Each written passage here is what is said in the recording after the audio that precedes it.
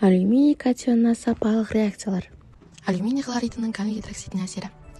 5-6 тамшы алюминий тұзы ерітіндісіне 1-2 тамшы натрий гидроксиді ерітіндісін қосып, ақ түсті алюминий тұнба түзілген байқауға болады.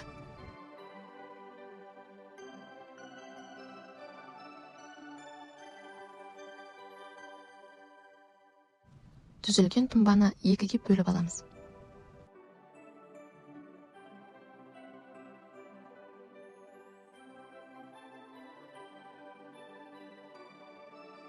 Екіге бөлінген тұнбаның біреуіне тұз қышқылы ерітіндісін тамызғанда тұнбаның ерігенін байқаймыз.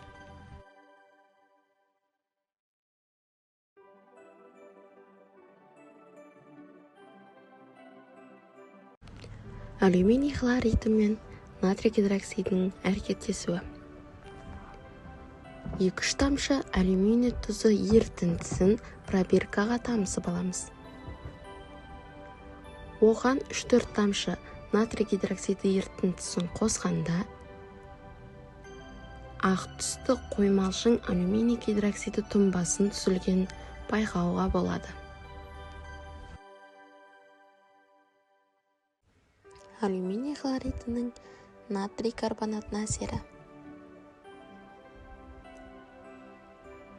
Алюминий хлоридінің ерітіндісінен 1-2 тамшы пипеткаға тамызып,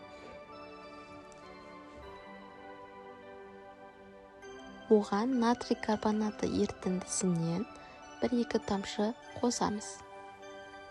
Сонда бізде әрекеттесуінің нәтижесінде ақ түсті тұнбаны көреміз.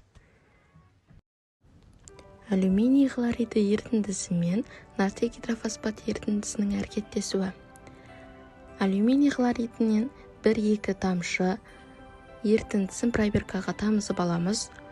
Оған натрий гидрофосфаты ерітіндісінен 1-2 тамшы қосамыз. Сол кезде бізде ақ түсті тұнбаның түзілгенін байқауға болады.